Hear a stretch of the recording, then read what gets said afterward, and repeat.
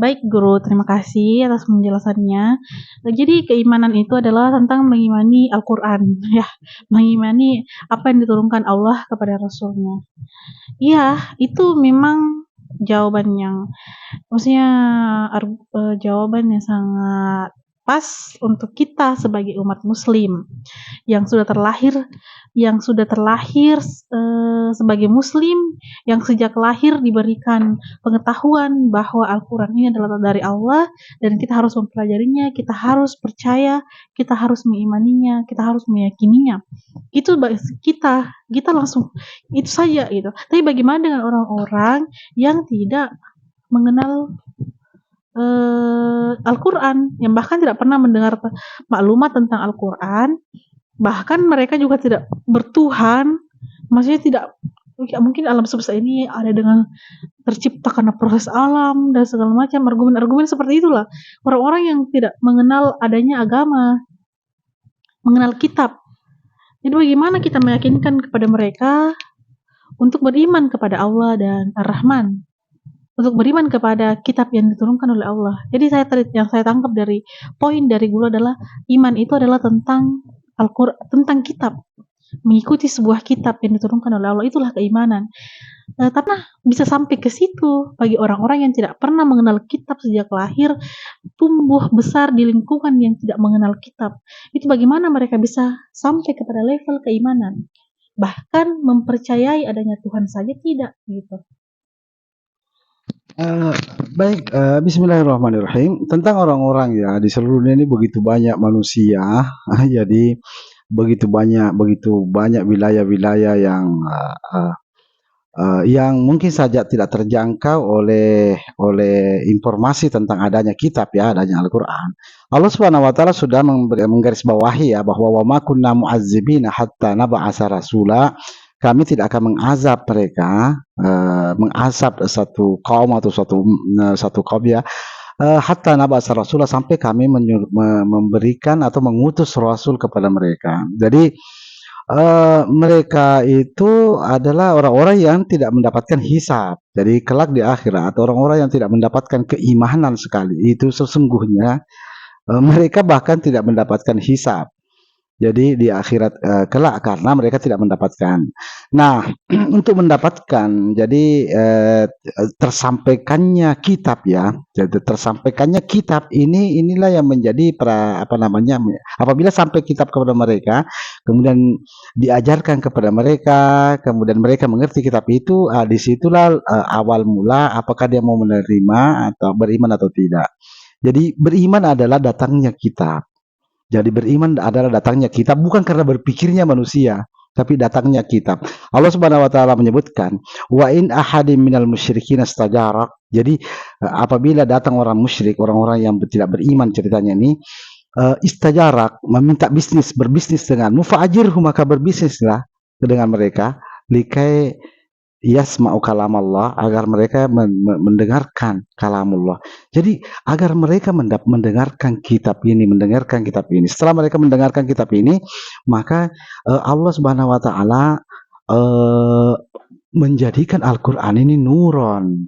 Jadi waja'alnahu nuron, Allah menjadikan kitab ini nuron, menjadi cahaya yang entah mereka itu imani atau entah mereka kufuri. Jadi iman itu sekali lagi adalah tentang datangnya kitab. Jadi bukan tentang berpikirnya manusia, bukan tentang manusia berfilsafat, ya. Karena kitab ini bukan ketuhanan ya. Ketuhanan itu bukan tentang ada dan tiada, bukan. Ya, Tuhan itu bukan tentang kenal dan tidak ada orang yang mengenal Tuhan, tidak ada orang yang mengenal Tuhan. Setiap apa yang kita anggap sebagai Tuhan itu Allah Akbar, Allah lebih besar. Nabi Isa alaihissalam mengatakan, anta ta'lamu ma fi nafsi wala a'lamu ma fi nafsi. Engkau mengetahui apa yang ada padaku, aku tidak tahu apa yang ada padamu. Nabi Isa alaihissalam tidak tahu Tuhan, ya. Jadi bukan tentang apa itu Tuhan, kemudian adakah atau tidak ada Tuhan, bukan tentang itu. Tetapi adakah yang datang dari Tuhan? untuk kita percaya bahwa benar-benar ini datang dari Tuhan. Allah katakan tentang Al-Quran, afala yatadabbaruna Al-Quran, mengapa mereka tidak mentadabburi Al-Quran? Lau kana min ghairi indillah lawajadu fihi ikhtilafan katsira. Kalau tidak datang dari Allah, pasti di sana ada begitu banyak pertentangan. Jadi ini tentang kitab. Iman itu adalah tentang beriman pada apa yang beriman pada apa yang diturunkan oleh Allah Subhanahu wa taala. Bukan berpikir filsafat ya. Bukan akliyah, bukan ilmiah. Ini tentang menerima kitab di hadapan Rasulullah dahulu. Jadi Umar bin Khattab beriman bahwa Al-Qur'an itu datang dari Allah, dan Umar bin Hisham atau Abu Jahal itu tidak beriman itu datang dari Allah, dianggapnya datang dari Muhammad sendiri. Jadi ini tentang apa yang datang dari Allah. Amanar rasulu, rasul saja beriman pada apa yang datang, bima unzila ilaihi, apa yang datang kepadanya. Bukan amanar rasulu dengan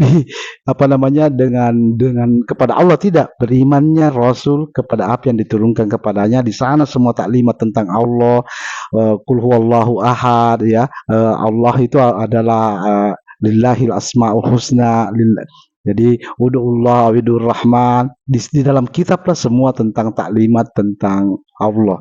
Jadi beriman itu adalah menerima Al-Quran, mengerti kandungannya dan mempercayai kandungannya. Qul sadaqallah, katakanlah sadaqallah, benar Allah Subhanahu wa taala dalam kitabnya. Itu yang disebut dengan beriman, bukan orang-orang yang berfilsafat, berakliyah, jadi berakal, mencari ada Tuhan apa tidak ada. Ya, ada Tuhan tidak cukup membuat kita beriman, tapi memahami bahwa bagaimana cara berdoa kepada Tuhan, memanggil apa? Ya, qulidullah awidur rahman, panggillah dengan Allah atau panggillah dengan Ar-Rahman. Jadi seperti itu ya.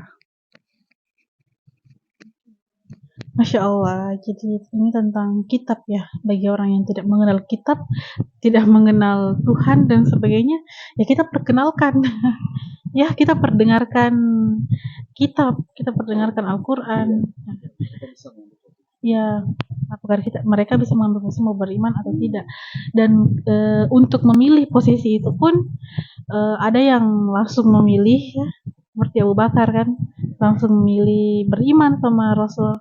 Ada juga yang mungkin melalui sebuah proses, kayak misalkan Allah sendiri menantangnya dalam Al-Quran. Kalau saja kenapa kita mau beriman sama Al-Quran ya, karena itu wahyu dari Allah. Tapi kalau ada yang meragukan itu wahyu dari Allah, maka silahkan cari adakah pertentangan di dalam Al-Quran. Nah, proses mencari ini apakah ilmiah, mentadabbur Al-Quran itu pada proses ilmiah atau rasional, atau kan dalam Al-Quran juga gunakanlah akalmu bagi orang-orang yang berpikir. Berarti itu ada mempelajari Al-Quran itulah yang ilmiah ya mungkin.